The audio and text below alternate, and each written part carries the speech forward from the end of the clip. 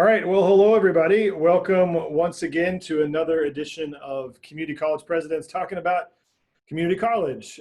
So this, as I explained in other episodes, oftentimes college presidents get together and discuss things, share ideas, steal ideas from each other, that sort of thing. And now more than ever, we've kind of become a support group for each other during this crazy semester we're in, this crazy year. So this is basically just recording some of those conversations. But anyway, my guest today is Dr. Michael Baston from Rockland Community College in Suffern, New York. Dr. Baston, how are you today? Wonderful, Joe. So glad to be with you on the program. Yeah, thanks for doing this. I really appreciate it. We've had several people be a part of this, and it's a unique experience each time, and it's really fun to learn. For me, anyway, it's very fun to learn about other community colleges and other presidents and things they do. So thanks again for doing that. So just to get started, for those that don't know you, and I am one of those people we just met, if you could tell us a little about yourself and a little about Rockland Community College. Well, it's certainly good to actually be a part of the national conversation on what's happening on our campuses. Rockland Community College is about 25 miles from New York City. And as many of your folks that will be watching know, this has probably been one of the hardest hit parts of the country. And in my state, we have also had a very difficult time as we've been addressing COVID-19 and its implications on our communities. For a number of years, I've been in community college for quite some time. I came to the sector from LaGuardia Community College, where I was the Vice President of Enrollment Management and Student Affairs for a number of years.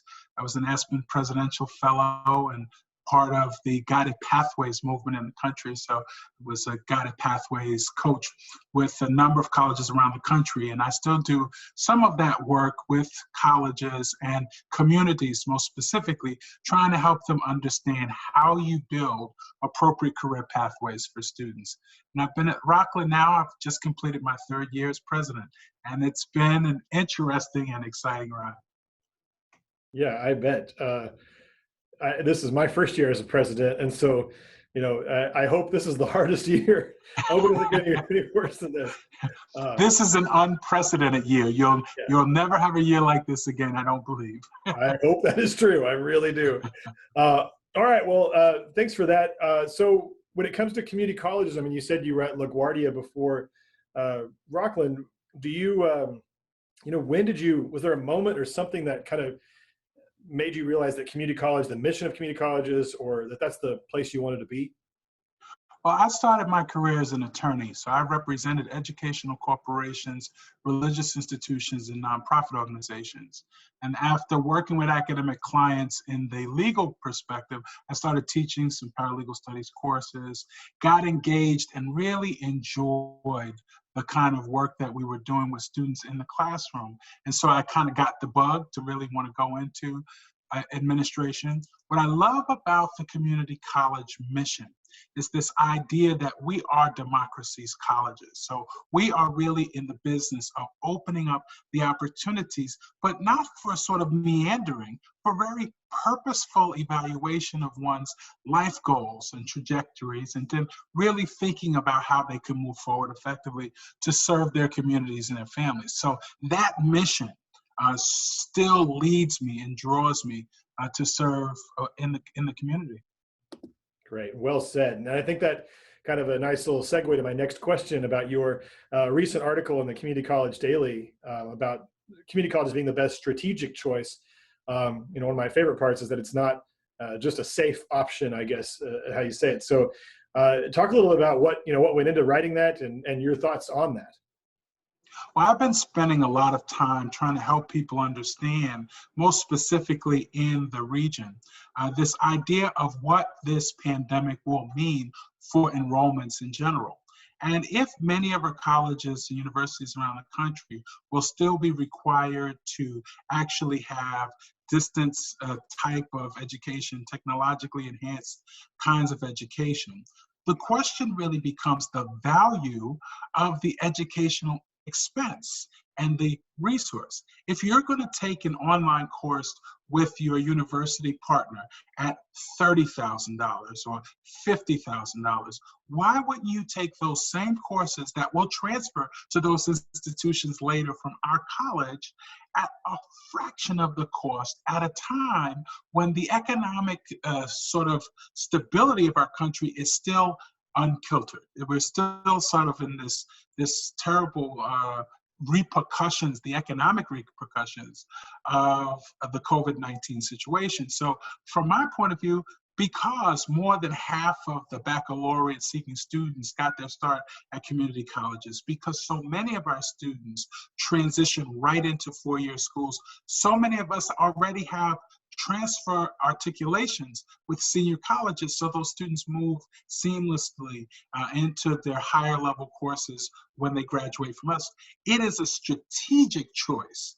But the other piece of it is the idea that students could use this engagement with us to find their purpose, to find their passion, to make this not only a strategic choice for this semester, but actually to get on a path that could change their lives. Absolutely.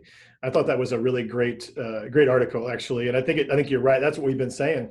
If you're going to spend that money, even if you don't care, if you're going to spend that money, don't you not want to spend that much money on it when you can get the same thing, same quality? And I think you would agree it's a better quality in a lot of cases. Oh my gosh.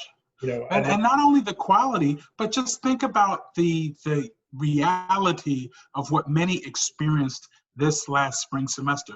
We have some people who still have not gotten their children's belongings from the residence halls, from the colleges that are in states that are still not in a place where they could reopen and send things home. So with the possibility of a second wave that could be as dangerous in the fall semester, why would you have your child hours away and miles away? Why, now that we are kind of learning how to kind of rework with each other in our households, why would you break that rhythm, that cadence? You want to make sure that you're providing a safe and secure environment for your student to be able to be successful. And the other thing to the adult learner, because it's not just about sort of the right out of high school folks or those students who are the younger student, but for that adult learner, guess what? You thought that you may have had a path in your environment. But guess what? Some of the businesses that you used to work for don't exist anymore. They're closing every day. If you were a person that worked in JCPenney's, guess what?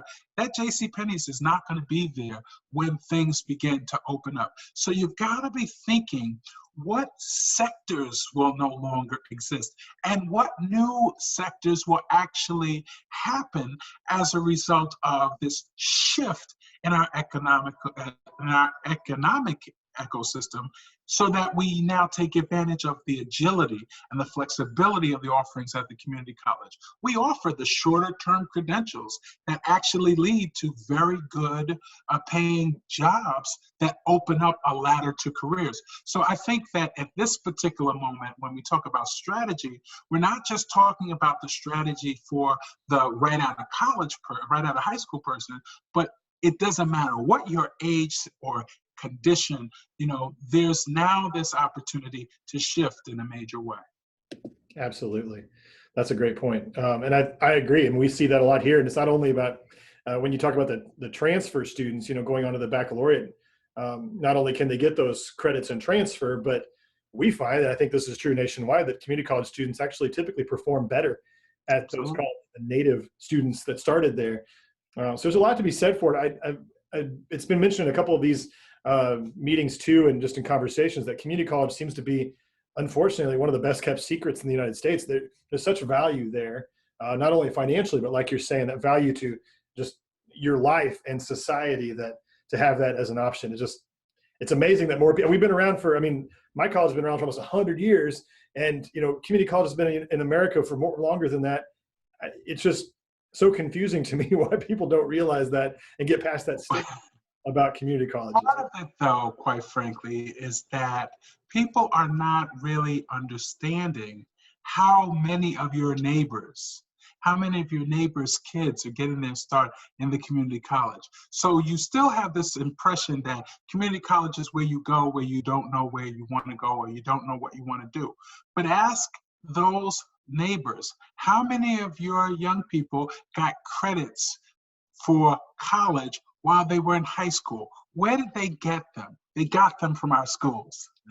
And in terms of sort of, my honors program, and many of yours as well, my students not only go to Binghamton and Albany, and that's in New York, but and they go to Brown, they go to Georgetown, they go all of the major places that anyone else goes. So I think that we as community colleges really have to do, I think, a better job at getting others to know that your neighbor has their kid in our school. It's, I think, when you go to the barbecues during the summer and you say, well, where your kid going? Where your kid? And everybody wants to talk about how far away they're going. This time, if we're able to have barbecues this summer in a non-socially distant way, they're going to be saying, our young person is going to start at our local community college because that's going to make the difference for us. Absolutely. So changing subjects a little bit because it's something that I ask everybody, and I want to make sure I have time for this, even though it seems so insignificant. I'm curious. So people have in higher ed have pet peeves that get under their skin from time to time, and I've heard a range. Some of them seem really big, some of them seem very small. Most of mine are very petty. They're not that big, but they just really annoy me. So are there anything that you have, any pet peeves that get under your skin in higher education as a leader or just in the higher education sector? Oh my goodness, there's so many things I can hardly list, but I can tell you the funding of higher education and the sectors and the contribution that the sectors have to make to the communities is a major pet peeve. When you can say, and I love our children, our future, and we have to invest in them, but when, the charter schools get more allocations than the local community college, which is now going to prepare people for all kinds of contributions to the economic destiny of the community. That's a problem for me. This idea that we should not actually invest in the very places that actually promote democracy the most is a real pet peeve for me. The fact that people don't even realize how the minimal investment in our sector relative to K-12, relative to charter schools, that should bother people, but clearly it does not. And so I think that the other pet peeve is that people think we're a cost center versus being sort of a contributor to the economic vitality of communities. In my case, my college provides $54 million of economic impact in my community because guess what? I'm one of the largest employers in my community. And so when we do not get the level of investment, well, then how can we hire the people in the community who can then buy homes and who can invest and start businesses in the community? So really thinking deeply about the funding structure and the consideration of our sector is a really, really big peeve for me.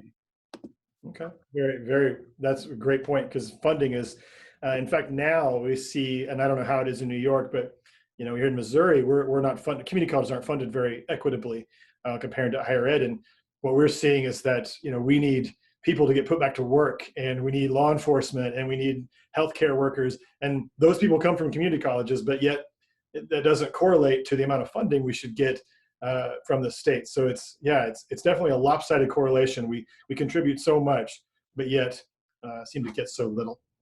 When you think of your first responders, when you think of your essential workers, you better be thinking about those folks who are being prepared by our institutions. We are preparing the law enforcement officers. We are preparing the nurses, the OTs. We are preparing the vet techs, the radiologists. We are the ones that are really preparing the workforce that everybody thought was essential. Even if you are in a supermarket or you're in retail, those persons that are sitting at that counter at the front are usually people that we have prepared and are preparing for higher levels of opportunity in the community. So that you're not going to make investments in the community that actually will have multiple impacts versus kind of like providing resources to other sectors where the students go away, they don't come back, and what happens to the community? So. Absolutely.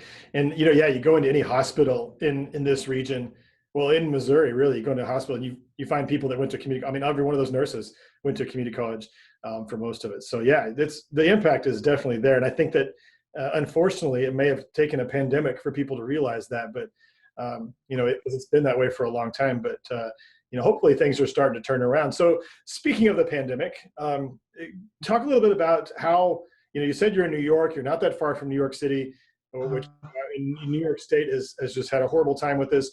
Talk about, Rockland's response, things that you did during this crisis.